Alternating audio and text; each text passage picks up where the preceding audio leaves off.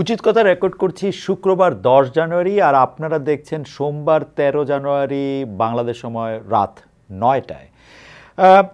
ঘটনা হইতেছে ক্রিসমাসের আগে আগে, ঠিক যেদিন জনগণের সামনে কানাডিয়ান সরকার ফিনান্সিয়াল আপডেট পেশ করার কথা ছিল, সেদিনই ফাইন্যান্স মিনিস্টার এবং deputy prime minister Christina Freeland Trudeau ভাইয়ারে গহীন নীল দরিয়ায় ভাসাইয়া দিয়া পত্যাগ করলেন। বোঝার উপর শাকের আটির মতো তার উপরে আছে নিজের দলের মধ্যে কয়েক রকমের লাড়ালাড়ি, দেশের লোকের অভক্তি এবং যুক্তরাষ্ট্র থেকে ট্রাম্প কাকুর হুড়াহুড়ি। এত সব পারাপারির মুখে টিকতে না পেরে কানতে কানতে কারো কেউ নইতো আমি কেউ আমার নয় গাইতে গাইতে ট্রুডো ভাইজান পদত্যাগের ঘোষণা দিলেন। সাথে সাথে ট্রাম্প কইলেন, হুররে নতুন আমেরিকা, গর্ব মোরা নতুন করে আজ শপথ নিলাম। কানাডা কেন একা একা আলাদা হয়ে থাকবে? কাক্কু নিজের সোশ্যাল মিডিয়ায় কানাডারে যোগ করে আমেরিকার 51 স্টেটওয়ালার নতুন ম্যাপ বানায় ছেড়ে দিলেন। আর আপালিগের বিদেহী আত্মা নতুন আলোর ঝলকানিতে ফাল পেরে উঠল। সেই যে ছোটবেলায় দুই পাড়ার মধ্যে ফুটবল ম্যাচের কথা মনে আসে না? গোল খায়া হাইরা ভূত হওয়া দল বাড়ির দিকে দৌড় দিতে দিতে দাঁত মুখ খিচায়া হুমকি দিত, কালকে আমার ভাইয়া খেলবে, অথবা আমার মামা অথবা কাক্কু সেই সময় খেলতে আসিস, জিতিস সে সময় আমাদের সঙ্গে, তখন দেখব কে হারে আর কে জিতে। আমরা যখন খেলি আরস কাপায়া খেলি। আওয়ামী লীগের হয়েছে সেই দশা, মানে পড়শির ছাদে কাডালের বেশি আর কোলের পোলার গোফের তেল। ট্রুডো যাইতেছে, ট্রাম্প আইতেছে, বাইডেন যাইতেছে, ট্রাম্প আইতেছে। ট্রাম্প নিশ্চয়ই ডক্টর ইউনূসকে ভালো পাবেন না, আর পেয়ারে মোদিজি তো আসেনি, ডানে ডানে খালাতো ভাই, মাঝখানে হাসিনা আপা, আহা একই বৃন্তে তিনটি কুসুম। অগাস্ট থেকে শুরু হয়েছে এই তারিখ পে তারিখের সিলসিলা। অরঙ্গজেব মুরা দিয়া সোজা হয়ে দাঁড়া। আপাকামীদের নেভার এন্ডিং মুরা দেয়া চলতেই আসে। অগাস্ট 15 গণতন্ত্র, বিজয় দিবস, তবুও তো কিছুই হইল না। এইবার তাদের পাখিরা গান গেয়ে উঠতেছে 20 জানুয়ারির পথ পানে চেয়ে। ট্রাম্প ফিরিবেন and he will make Hasina বুবুজান গ্রেট এগেন। স্কুল জীবনে চয়নিকায় পড়া হোসেন মীর মোশাররফের লেখা ছড়াটা মনে আসে? মালয় দ্বীপে এক জেবকা শেয়ালে, লাগলে খিদে মুরগি একে দেয়ালে, অথবা বার্গার আপন মনে চাটতে থাকে খেয়ালে।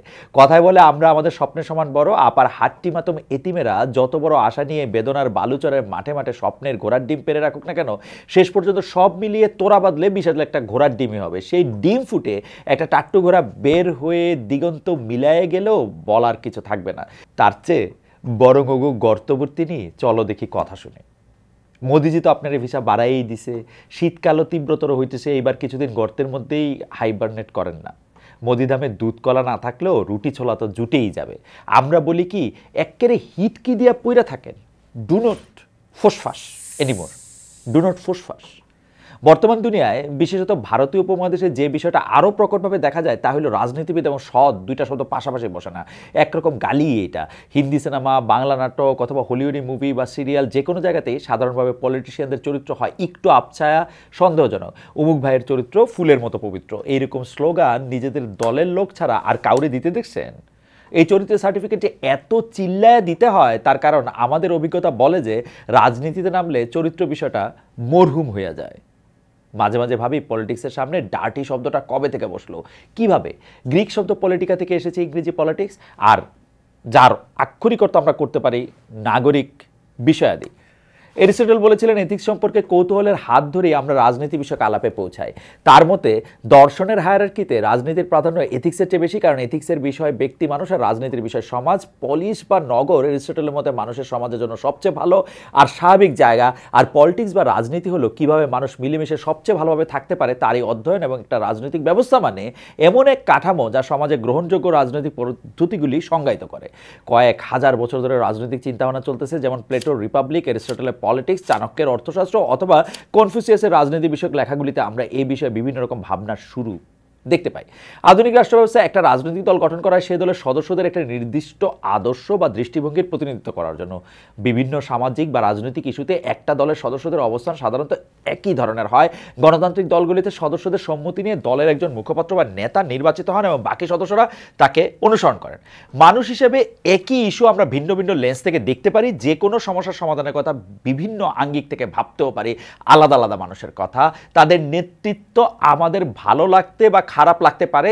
এই কারণেই একটা গণতান্ত্রিক সিস্টেমে বিভিন্ন রকম রাজনৈতিক দল থাকে, রাষ্ট্র পরিচালনার বিষয়ে তাদের আলাদা আলাদা অ্যাপ্রোচ থাকবে। এক একটা দল বিভিন্ন শ্রেণী বা জনগোষ্ঠীর প্রতিনিধিত্ব করবে। কেউ শ্রমিকের অধিকার নিয়ে বেশি ভাববেন, কেউ ব্যবসায়ীর, কেউ ধর্মের লেন্সে সমাজকে দেখবেন, কেউ থাকবেন সেকুলার, কেউ প্রাচীনপন্থী, কেউ রেডিক্যাল। একটা সমাজে এই সব রকম মত পথেরই স্পেস থাকে এবং এর উপর ভিত্তি করে বিভিন্ন রকম রাজনৈতিক দলও গঠিত হতে পারে। যদি দুনিয়া আইডিয়াল গণতন্ত্র বলে কিছু থাকতো, তাহলে একটা দেশের সমস্ত মানুষেরা নিজেদের অধিকার সম্পর্কে সচেতন হইতো, রাজনৈতিক দলগুলোর ভিতরে গণতন্ত্র থাকতো, প্রতিটা সদস্যেরই সমান সুযোগ থাকতো ভবিষ্যতে সেই দলের নেতৃত্ব দেওয়ার, দলগুলি তাদের মতাদর্শ এবং কাজের পদ্ধতি বিষয়ে জনগণকে স্বচ্ছ ধারণা দিত, কোথাও কোনো রকম চুরি চামারি, ভোট চুরি বা মাঝরাতের ইলেকশন বলে কোনো বিষয় থাকতো না। দেশের মানুষ তাদের পছন্দ মতো দলকে রাষ্ট্র পরিচালনা ভার দিত, আর তারাও সরকারে আসার পর জনবিচ্ছিন্ন হয়ে জোর যার মুল্লুকতারভাবে দেশ চালাইতো না, তাদের প্রতিটা কাজের দায়িত্ব নিত তারা, এবং কখনো ভুলতো না যে জনগণ দেশের মালিক এবং সরকার তাদের কর্মচারী। আদর্শ গণতান্ত্রিক দুনিয়া আলালো দুলাল, একজন যদি ডাইনে যাইতো আরেকজন বামে, তবু একজনের বাইসা আরেকজনের মাটিতে মিশায় দিত না, বরং আলাল দুলাল দুই ভাই চাংখার পুলে পেডেল মেরে দিন শেষে ঠিকই বাড়ি পৌঁছাইতো। কিন্তু হায়, মানুষের হাতে তবু মানুষ হতেছে নাজেহাল, পৃথিবীতে নেই কোনো বিশুদ্ধ চাকুরি। কিন্তু তারপরও চোখের চামড়া বলে তো একটা বিষয় আছে। প্রথম বিশ্বের দেশগুলিতে অন্তত সামাজিক ভদ্রতাবোধটুকু আছে। জিমি কার্টার মারা গেছেন ডিসেম্বরের 29 তারিখে 100 বছর বয়সে। তিনি ছিলেন ডেমোক্র্যাট। 1977 থেকে 1981 পর্যন্ত মার্কিন রাষ্ট্রপতি ছিলেন। তার জানাজায় জীবিত মার্কিন রাষ্ট্রপতিদের সবাই উপস্থিত ছিলেন, দলমত নির্বিশেষে। তার শোকসভাতেও সবাই ছিলেন। এইরকমই তো হওয়া উচিত, তাই না? একজন রাজনৈতিক কর্মী বা যে দলের বা মতেরই হোক না কেন, শেষ পর্যন্ত তারা তো সহযাত্রী। পরস্পরের ভালো কাজগুলিকে প্রশংসা করার মতন, বিভিন্ন পথে একই লক্ষ্যের দিকে পথ চলার কথা মনে করার মতন মানসিক ম্যাচুরিটি থাকাটাই তো স্বাভাবিক। আর সত্যিই যদি কাজের কাজ কিছু করেন, তাহলে যখন আপনার হাতে ক্ষমতা থাকবে না, যখন আপনার কাছ থেকে কারো কিছু পাওয়ার থাকবে না, তখনও আপনার কাজের জন্য লোকে মনে রাখবে ঠিকই। অথচ আমাদের দশা দেখেন, মারামারি, চুলাচুলি, একজন আরেকজনকে ক্যান্সেল করার জন্য উঠে পড়ে লেগে থাকে। আমাদের এক রাজনৈতিক দল আরেক দলের অবদান স্বীকার করতে চায় না, একে অন্যের শোক গ্রাহ্য করে না। বিএনপি শাসনামলে হঠাৎ করেই 15 আগস্ট বেগম খালেদা জিয়ার জন্মদিন পালন করা শুরু হলো। আবার 2004 সালে আওয়ামী লীগের সবাই গ্রেনেড হামলার পর বিএনপির কর্মকর্তাদের বলতে শোনা গেল শেখ হাসিনা ভ্যানিটি ব্যাগে করে গ্রেনেড নিয়ে গিয়ে ছুঁড়েছেন। অন্যদিকে 2015 সালে খালেদা জিয়া যখন তার গুলশান অফিসে অবরুদ্ধ, তার ছোট ছেলে কোকো মারা গেছেন 1 সপ্তাহ আগে, সে সময় তার অফিসের সব ইউটিলিটি বন্ধ করে দিয়ে আওয়ামী লীগ সরকার, বিদ্যুৎ নাই, পানি নাই, কোকো সদ্য বিধবা স্ত্রী ও 2 সন্তান সহ অন্ধকার দালানে পুত্র শোকগ্রস্ত খালেদা জিয়া 7 দিন ছিলেন। এখন দেখেন জামাতের আমির বলছেন শুধু জামাত আর সেনাবাহিনী ছাড়া দেশে কোনো দেশপ্রেমিক নাই। ঠিকই একই রকম কথা 1971 সালে গোলাম আজমও বলেছিলেন পাকিস্তান সেনাবাহিনীর ক্ষেত্রে। প্রতিপক্ষের প্রতি এইরকম মানবেতর মনোভাব আর যাই হোক সুস্থ ও ইতিবাচক রাজনৈতিক পরিবেশের ইঙ্গিত দেয় না। যখন যে দল ক্ষমতায় আসে দেশের কাজ করবে কি, তাদের মূল লক্ষ্য থাকে আগের দলের করা কোন কোন কাজের চিহ্ন হাফিস করে দেওয়া যায়, কোথায় নিজের সিল ছাপ্পড় মারা যায় সেগুলি দেখা। শেখ হাসিনার আমলে পিজি হাসপাতালের নামকরণ হয়েছিল বঙ্গবন্ধু মেডিকেল বিশ্ববিদ্যালয়, ঢাকা স্টেডিয়াম, যমুনা সেতু অথবা ঢাকা নব থিয়েটার, এক এক আমলে এক এক নাম ধারণ করে টিকে আছে। জিয়াউর রহমানের নির্মিত জিয়া আন্তর্জাতিক বিমানবন্দরের নাম শেখ হাসিনা এসে বদলায় রাখলেন হযরত শাহজালাল আন্তর্জাতিক বিমানবন্দর। তিনি নাকি বিএনপিকে শিক্ষা দেওয়ার জন্য এই নামকরণ করেছিলেন, যাতে বিএনপি এসে, যেহেতু এত বড় আউলিয়ার নামে এই নামকরণ, বিএনপি এসে যাতে সহজে চেঞ্জ না করতে পারে। বিএনপির কি শিক্ষা হইল এখনো জানি না, তবে হাসিনার কারণে ক্ষতি হইল বাংলাদেশের। অন্তত 2টা অন্যায় তিনি করলেন। প্রথমত এই নাম বদল করতে কোটি কোটি টাকা খরচ হয়েছিল, দ্বিতীয়ত বিভিন্ন সময়ের বিভিন্ন স্থাপনার মধ্যে সে সময়ের ইতিহাস মিশে থাকে। এই নামগুলি পরিবর্তন মানে ইতিহাস ঝাপসা করে দেওয়া।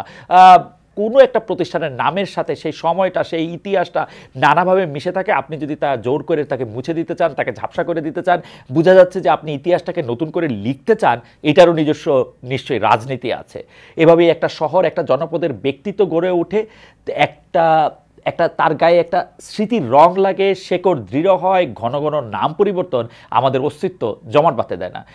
এবারেও অগাস্ট থেকে শুরু হয়ে গেছিল অভ্যুত্থানের সময় গ্রাফিতি মুছে ফেলার তোড়জোড়। যদিও স্বাভাবিকভাবে গ্রাফিতি কোনো বিশেষ সময়ের অথবা বিদ্রোহের অনুভূতি ধারণ করে বলেই সাধারণত দীর্ঘস্থায়ী হয় না, সময়ের সাথে সাথে ম্লান হয়, মুছে যায়। কিন্তু প্রশ্ন হলো হোয়াই দ্য আনহোলি হেস্ট?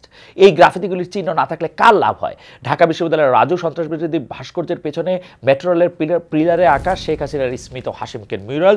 এই মিউরাল ঘৃণাস্তমে পরিণত হয়েছিল 3 আগস্ট, যখন অসংখ্য ছাত্র জনতা অসহায় রাগে ফুসতে ফুসতে ওই ছবির দিকে ছুড়ে দিয়েছিল জুতা, স্যান্ডেল, কাদা, ঢিল, যা কিছু পাওয়া গেছে হাতের কাছে। সে সময় সম্মিলিত প্রতিরোধের ইতিহাস বহন করছিল ওই ছবি।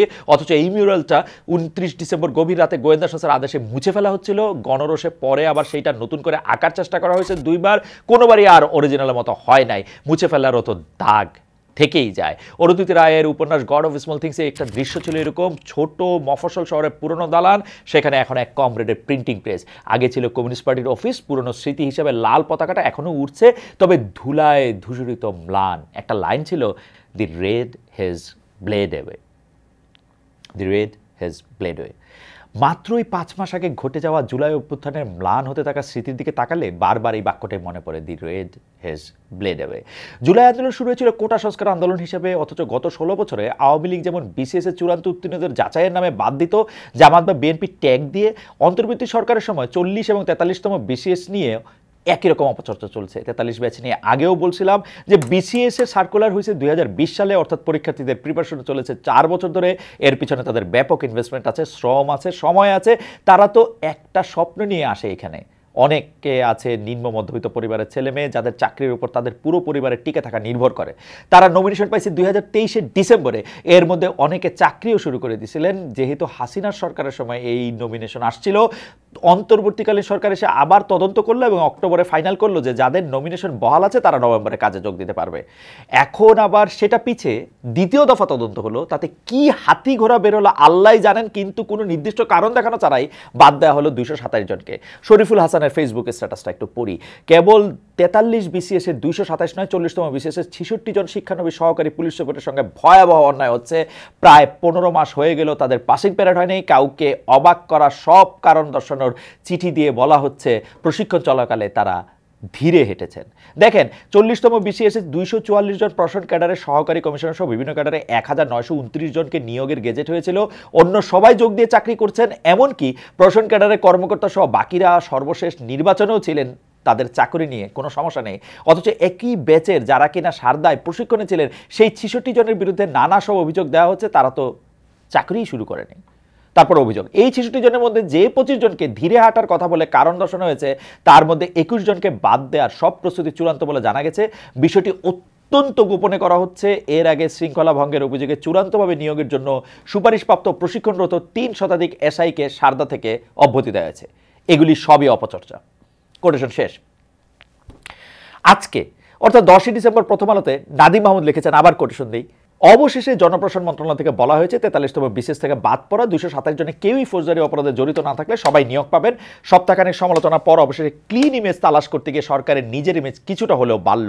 এটি প্রমাণ করে জনমত নীতিগত সমালোচনা প্রশাসনকে সঠিক পথে এগোতে সহায়তা করছে। তবে যে প্রক্রিয়ায় গোয়েন্দা প্রতিবেদনের উপর ভিত্তি করে তাদের আগে বাদ দেওয়া হয়েছিল এবং এই প্রক্রিয়ার স্বচ্ছতা কতটুকু ছিল তা নিয়ে একটি প্রশ্ন থেকেই যায়। কোটেশন শেষ। আমরা আশা করব এই নিয়ম 40তম বিসিএসের বাদ পড়া সবার ক্ষেত্রে একইভাবে প্রযোজ্য হবে। বৈষম্য বিরোধী আন্দোলনের একটা মূল লক্ষ্য ছিল ফেসিবাদী ব্যবস্থার বিলোপ, অথচ আন্দোলনের একজন গুরুত্বপূর্ণ সমন্বয়কের কথাবার্তা ও আচরণেও সেই পতিত স্বৈরাচারের অনুরণনী পাওয়া যাচ্ছে। সম্প্রতি রিফাত রশিদ একটি স্ট্যাটাসে লিখেছিলেন, জুলাই স্মৃতি ফাউন্ডেশনকে 1 সপ্তাহের মধ্যে ফাংশনাল করুন, অন্যথায় আপনাদের বিরুদ্ধে আমরা সর্বস্তরের জনগণ কঠোর আন্দোলন গড়ে তুলব। এর জবাবে কোনো রকম জবাবদিহিতার ধার দিয়ে না গিয়ে সমন্বয়ক মহাশয় বললেন, আন্দোলন করা লাগবে না, কালকে থেকে তুই দায়িত্ব নে। হাসান রোবায়েত একজন কবি, জুলাই আন্দোলনে তার বহু কবিতার লাইন স্লোগান হিসেবে লেখা হয়েছে দেয়ালে দেয়ালে। তিনি এর প্রতিবাদে নিজের প্রোফাইলে লিখলেন, অ্যাকাউন্টেবিলিটি বা জবাবদিহিতে নাই, অথচ অভিমান আছে। বাহ, শুধু এই দায়িত্ব গানহীন রিপ্লাই দিয়া দায়িত্বে অবহেলার জন্য ইমিডিয়েট তার রিজাইন দেওয়া বা তাকে স্যাক করা উচিত। এর জবাবে সেই ছাত্রলীগ কায়দায় বিভিন্ন নতুন আইডি থেকে কমেন্টে তাকে নাজেল করা হচ্ছে বলে লিখেছেন রোবায়েত। এই হইলাম আমরা। সমন্বয়ক বলেন আর ইন্টারনেট বিপ্লবী বলেন, নিজেদের ভুল স্বীকার করি না, নিজের কাজের দায়িত্ব নিই না, নিজের কাজটুকু ঠিকমতো করার কথা মনে থাকে না, বরং ফেসবুক সোশ্যাল মিডিয়া 5 লাভ 6 লাভ 7 লাভ করে ফেলি বাংলা ভাষা ইংরেজিতে গান গাওয়া এক সেলিব্রিটির বিয়া নিয়ে। কেন? বিয়া কি মানুষ করে না? আর শীতকালে তো আরও বেশি করে, তাইলে? কিন্তু সে তো আগেও একটা বিয়ে করছিল, তো তার আগের বউও আরেকটা বিয়ে করছে, বা খুব ভালো, দুজনের দুটি পথ দুটি দিকে গেছে বেঁকে, কিন্তু এরকম আগে হয় নাই। কিন্তু এখনকার বউয়ের সাথে বয়সের ডিফারেন্স, এটা অভিনব। সে সেলিব্রিটি, তার উপর গ্রাউন্ড ব্রেকিং খবর হলো এই মেয়ে অসহ্য স্পর্শ আসিল না, তার পুরান প্রেমিক এখন আইসা কেন্দে ভাষা দিতে দিতে বলতেছে ও কেন আমাকে ছেড়ে গেল। বেটার কথা শুনেই তো বোঝা যায় কেন ছেড়ে গেল। সেলিব্রিটি তার হইতেছে না, এবার সেলিব্রেট কফি লাগবে। আমরা কথায় কথায় ষড়যন্ত্রের গন্ধ পাই, যেমন 5 আগস্টের পর তারেক রহমান দেশে ফিরে গিয়ে মায়ের সাথে দেখা করলে বিষয়টা সুন্দর ও স্বাভাবিক হতো, কিন্তু ঘটনা সেই রকম হইল না। শেষ পর্যন্ত খালেদা জিয়াই লন্ডনে গেলেন, এতে আবার অনেকে খুশিতে বগল বাজাতে শুরু করছেন এই ভেবে যে উনাকেও বোধহয় মাইনাস করা হলো। অনেকেই সুন্দর করে স্ট্যাটাস দিচ্ছে যে আর বোধহয় তাদেরকে দেশে ফেরত দেওয়া যাবে না, ফেরত দেওয়া হবে না। তার উপর আগুনে ঘৃতাহুতির মতন আছেন উপদেষ্টা ডক্টর আসিফ নজরুলের পুরনো ফেসবুক স্ট্যাটাস। রবীন্দ্রনাথের পরে মনে হয় উনিই একমাত্র ব্যক্তি যিনি সর্ববিষয়ে কিছু না কিছু আগের থেকে লিখে রাখছেন। তিনি সরকারের দায়িত্বে আসার পর আপার এতিম বাহিনীর ফেভারিট পাস টাইম হলো বিভিন্ন ইস্যু ধরে উনার আগেকার বাণী চিরন্তনী উদ্ঘাটন করা, অথবা কোনো একটা খোপ বানায়া পিজন হলে বিভিন্ন বিষয়গুলি বিভিন্ন জায়গায় রাখা দেওয়া এবং যখন যেটা লাগে তখন সেটারে বাইর করে নিয়ে আসা। এই বিষয়ের সাথে মিলায়া জনাব আসিফ নজরুলের একটা পোস্ট শেয়ার করে তারা বিমল আনন্দ পাইতেছেন। কোট, গুম বা খুনের ভালো বিকল্প হতে পারে কাউকে সরকারি ঘোষণায় অসুস্থ বানিয়ে বিদেশে পাঠিয়ে দেওয়া। এ সবই কষ্ট কল্পনা, যার বুদবুদ বড় হইতে হইতে আরো বড় বুদবুদ হয়। শেখ হাসিনার সময় আমরা এরকম দেখছি, একবার রটানো হয়েছিল যে তার ক্যান্সার, একদম আওয়ামী লীগের ভিতরে কার নিজস্ব খবর দেওয়া বলা ছিল যে শেখ হাসিনার ক্যান্সার, তিনি বেশি দিন বাঁচবেন না, তিনি এই জন্য জনসমক্ষে আসতেছে না, ইত্যাদি ইত্যাদি ইত্যাদি। আরও বলা হয়েছিল যে তার দুই বোনে মানে শেখ হাসিনা এবং শেখ রেহানা এমন ধুমধুমার মারামারি লাগছে তাদের মুখ দেখা থেকে বন্ধ, এইবার বোধহয় পাওয়ার স্ট্রাগল শুরু হলো। কিন্তু এই সবই আমার ধারণা, সবই ছিল হচ্ছে উইশফুল থিঙ্কিং। এইসব ভাবনা চিন্তা দেখলে মনে হয় যে এটা আসলে উইশফুল থিঙ্কিংয়ের চেয়ে বড় কিছু। মানে এইসব ভাবনা চিন্তা দেখলে মনে হয় যে ডুবন্ত লোকেরা না হয় খড়কুটা ধরে বেঁচে থাকতে চায়, এরা যে কি ধরতেছে আল্লাহ জানে। যে কোনো সরকার, তারা ইউনূস সরকার হোক বা আর কেউ হোক, যদি মনে করে বিএনপিকে এভাবে মাইনাস করা সম্ভব হবে তাহলে তারা বোকার স্বর্গে বাস করতেছে, বোকার স্বর্গে। সেনাপ্রধান শশীক বেগম জিয়াকে দেখতে গেছিলেন, এইটা নিয়েও বিভিন্ন কথা শোনা গেছে। এই ভদ্রতা, এই আদব আমাদের সাধারণ সামাজিকতা, ধর্মের অংশ তো বটেই, সেনাবাহিনীতে এইসব বিষয় আরও বড় ব্যাপার। মানে সাবেক সেনাপ্রধানের স্ত্রীর সঙ্গে দেখা করতে যাওয়া, সস্ত্রীক, সেগুলি সেনাবাহিনীতে চলেই।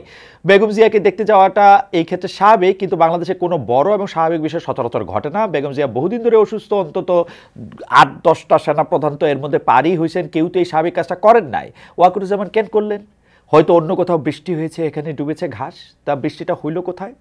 কোথাও না কোথাও তো হয়েছে, এটা কোথায় হয়েছে? আমাদের কি সাধ্য আছে এই পানির সোর্স খুঁজে বের করার? তা নাই।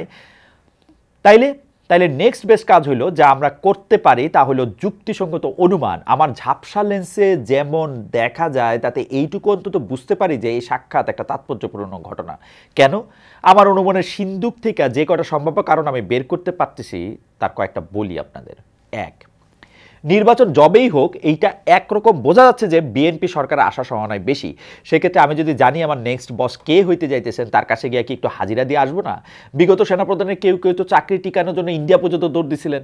আমরা বলতে চাই না যে ওয়াকার সাহেব এই জন্যই গেছেন, কিন্তু এটা একটা কারণ হইতেই পারে, কারণ একটা এটা হইতে পারে। কিন্তু 2 নাম্বার, খালেদা জিয়া বহুদিন ধরে অসুস্থ। সেনাপ্রধান হয়তো সরজমিনে বুঝতে গেছিলেন তার পক্ষে রাষ্ট্র পরিচালনা সম্ভব কিনা। আমরা এতদিন বাইরের থেকে দেখা জানছি, বেগম জিয়ার ডাক্তারের ভাষ্য থেকে জানছি অথবা বিএনপির ভাষ্য থেকে জানছি, কিন্তু আসলে উনি কেমন আছেন, কতটুকু কর্মক্ষম আছেন, হয়তো বিভিন্ন আলাপের মাধ্যমে এইটাই বুঝতে গেছিলেন সেনাপ্রধান। 3 নাম্বার, মানে থার্ড সিনারিও হইতে পারে যে সেনাপ্রধান হয়তো সরাসরি বেগম জিয়ার কাছে সাপোর্ট চাইতে গেছেন, হয়তো জানতে গেছিলেন যে দেশের যে বেহাল অবস্থা এটা আরেকটু সুস্থি না করে তো নির্বাচন দেওয়া ঠিক হবে না। ইউনূস সাহেব যাই বলেন না কেন এই অবস্থায় বিএনপি যেন তাকে একটু সাপোর্ট দেয়, বিএনপি থেকে কাউকে জাতীয় সরকারে পাঠানো সম্ভব কিনা হয়তো সেই বিষয়ে আলাপ করতে গেছিলেন। বিএনপি সমর্থন ছাড়া তো অন্তর্বর্তী সরকার কাজে কর্মে খুব অগ্রসর হতে পারবে না। বিএনপি সরকারের বাইরে থেকে যদি ষড়যন্ত্রের কথা বলতে থাকে তাহলে সরকার চালানো মুশকিল হয়ে যায়। এমনিতেই শেখ হাসিনার আমলের আমলা এবং পুলিশ ফোর্সের কাছে কোনো কোঅপারেশন পাওয়া যেতেছে না, কাজে বিএনপি যে অন্তর্বর্তীকালীন সরকারকে সমর্থন দিতে চাচ্ছে তা ভিজিবল হতে হবে। সেনাপ্রধান হয়তো এইটাও বলতে যাইতে পারেন সমর্থন চাইতে। 4 নাম্বার হইতে পারে প্রচ্ছন্ন হুমকি। হুমকি শব্দটা একটু হার্শ হইল, কিন্তু এটার আর কেমনে কম এটা বুঝতেছি না, দিকে প্রচ্ছন্ন হুমকি বলে রাখি। অর্থাৎ এইটা বলা যে মানে সেনাপ্রধানের পক্ষ থেকে এইটা বলা যে বিএনপি যেহেতু সরকারের কথা শুনতেছে না, চাঁদাবাজি হাঙ্গামা সমানতালে চালিয়ে একটা অরাজকতা সৃষ্টি করে দেশ চালনায় ব্যাঘাত করতেছে, তখন সামনে একটাই রাস্তা, সেনাবাহিনীর হস্তক্ষেপ। আবারও সিভিল মিলিটারির সমন্বয়ে অন্য একটা সরকার করতে হবে এবং এটার দায়িত্বে প্রফেসর ইউনূসের মতন ভালো মানুষ থাকবে না যিনি সবার কথা শোনেন, যিনি মনে করেন যে পৃথিবীতে সবার কথা শোনা সম্ভব। কিন্তু ম্যাডাম, আপনি তো জানেন যে পৃথিবী একটা জঙ্গল, এই পৃথিবীতে একজন শিকারী আরেকজন শিকার। ডক্টর ইউনূস মনে করেন জগতের সকল প্রাণী একযোগে খুশি হতে পারে, সুখী থাকতে পারে, তা তো ঠিক না, আসলে তো পারে না, তাই না? কাজে এমন কেউ আসবে ডক্টর ইউনূসের বদলে যিনি ডক্টর ইউনূসের মতো সদাশয় হবেন না। জুলাই আন্দোলনে এতগুলি মানুষ তো এই জন্য প্রাণ দেয় নাই যে আগের সরকারের মতনই আরেক দলের হাতে দেশ ছেড়ে দিবে। যা চাওয়া হয়েছে তার কিছুই যদি না পাই তাহলে তো হবে না, একটা দাগ তো রেখে যেতে হবে আমাদের। আগেই বলতেছি এই সব কিছুই কিন্তু আমার অনুমান, মানে একদম অনুমান।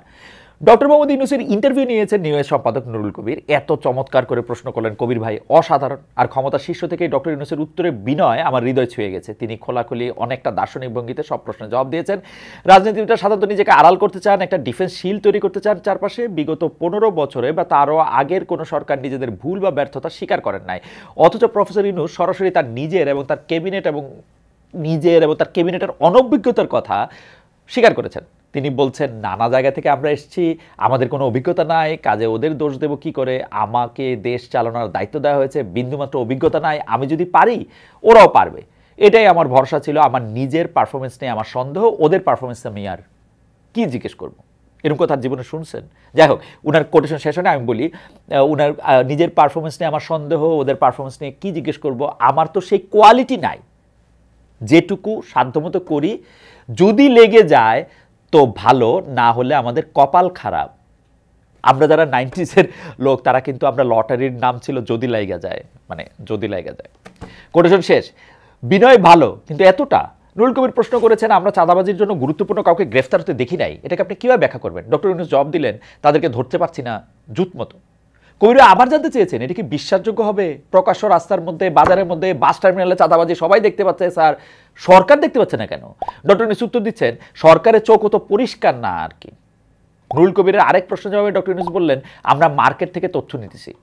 এর আগে এরকম কথা কোথায় শুনছেন বলেন তো? কে এরকম, কার কাছে এরকম তথ্য থাকতো? হ্যাঁ, তথ্য থাকতো আমাদের একজনের কাছে, যার নাম দেওয়া হয়েছিল তথ্য বাবা জয়। নুরুল কবির জানতে চেয়েছেন, এই তথ্য দিয়ে কি হবে? এটা তো অ্যানালাইসিস হইলো, অ্যাকশন কি হবে? আরেক প্রশ্ন জবাবে ডক্টর ইউনূস বললেন, আমি তো জানি না। আপনি খোঁজ নিছেন? প্রশ্ন আসলো, তিনি বললেন নিব, আজকে গিয়ে নিব। কোটেশন শেষ। এটাতে মনে পড়লো, আমার এক বন্ধু ছিল, তারে আমি জিজ্ঞেস করলাম একদিন পরীক্ষার সময়, কিরে পরীক্ষার প্রস্তুতি কেমন নিয়েছিস? পরীক্ষার প্রস্তুতি এখন কেমনে নিব? প্রশ্ন পাইয়া জানবো যে কোনগুলি আসলে ইম্পর্টেন্ট, সেগুলি যাই না, সেগুলি গিয়ে প্রস্তুতি নিব। এটা তো পরীক্ষার পর হয়ে যাবে না? হইলে হইছে, কিন্তু ইম্পর্টেন্ট জিনিসটা তো শিখবো। তো উনি আজকে গিয়া শুনবেন আর কি কি করতে হবে। যাই হোক, ফেসবুকে রাফসান আহমেদ লিখেছেন, ডক্টর ইউনূসকে আমার হিমু মনে হয়। আমার অবশ্য মনে পড়ে 80-র দশকের নাটকের মমতাজউদ্দিন আহমেদকে। মমতাজউদ্দিন আহমেদকে মনে আছে? বিটিভিতে তিনি নিয়মিত আসতেন। তো ছেলে প্রেম করেন, ব্যাপারটা তার মোটেও পছন্দ হইতেছে না।